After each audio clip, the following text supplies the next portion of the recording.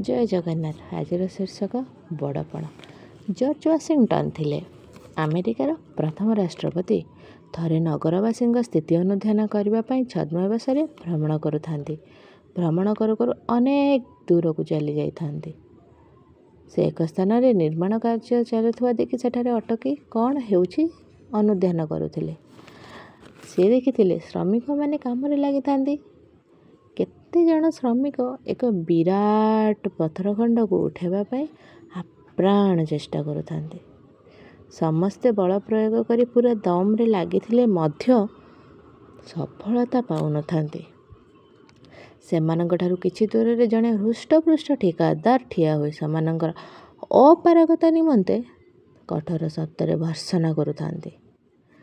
ठेकेदारଙ୍କ निकटକୁ आसी वाशिंगटन कहिथिले, भाई मोर मने होची आउ जण दी जण हेले पत्थरटा सेठू उठी जाइथांते सहजरे। चलु नांदे चेष्टा करिबा। ठेकेदार सेठी रुक्ष शब्दरे कहिथिले, श्रमिक मानंक ठारू काम अदाय करिबा होची हमर पेशा। ए निमते सेमानंक उपयुक्त पाउणा मिलुछि। ठेकेदार हिसाब रे जे काम कराइबो से निज काम करिबा कौन आवश्यकता अछि। वाशिंगटन यह शुणिबा पर पदुटीए मध्य किछि न कहि निकटस्थ श्रमिक मानंकु जाय सहयोग करिथिले। पत्थरटी सामूहिक प्रचेष्टारे उठी जाइथिला। सेठारु आसी किछि दूरे थिबा निज अश्वरे जाई बसिथिले जॉर्ज वाशिंगटन एवं ठेकेदारଙ୍କ पाखକୁ ଆସିଥିଲେ ସେହି ଅଶ୍ଵ ପୃଷ୍ଠରେ ବସି ଏବଂ କହିଥିଲେ, नमस्ते ठेकेदार साहेब, नमस्ते। भविष्यତରେ ଯଦି କୌଣସି କଠିନ କାମର ସହାୟତା ପାଇଁ ଲୋକ ଆବଶ୍ୟକ କରନ୍ତି ନା, ତେବେ ରାଷ୍ଟ୍ରପତି ଜର୍ଜ ୱାଶିଂଟନଙ୍କୁ ମନେ ପକାଇବେ। ठेकेदारଙ୍କ ଆଶ୍ଚର୍ଯ୍ୟ ସୀମା ରହିଲାନି। ସେ ବିଶ୍ୱାସ କରିପାରିଲେନି ଯେ କିଛି ସମୟ ପୂର୍ବରୁ ଯାହାର ଅନୁରୋଧକୁ ଏଡ଼ାଇ ଦେଇଥିଲେ ଦାମ୍ଭିକତାପୂର୍ଣ୍ଣ କଥାରେ ସେ ହେଉଛନ୍ତି ରାଷ୍ଟ୍ରପତି ୱାଶିଂଟନ। ନିଜ ଆଚରଣ ନିମନ୍ତେ କ୍ଷମା ପ୍ରାର୍ଥନା କରିଥିଲେ।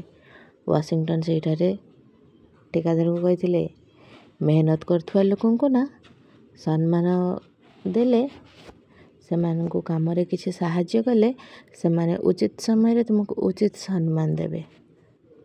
ସମ୍ବେଦନଶୀଳତା ବ୍ୟବହାରରେ ନମ୍ରତା ରକ୍ଷା ଜରୁରୀ। ଏହା ହିଁ ବଡ଼ପଣ। ପଦପଦବୀରେ ନୁହେଁ।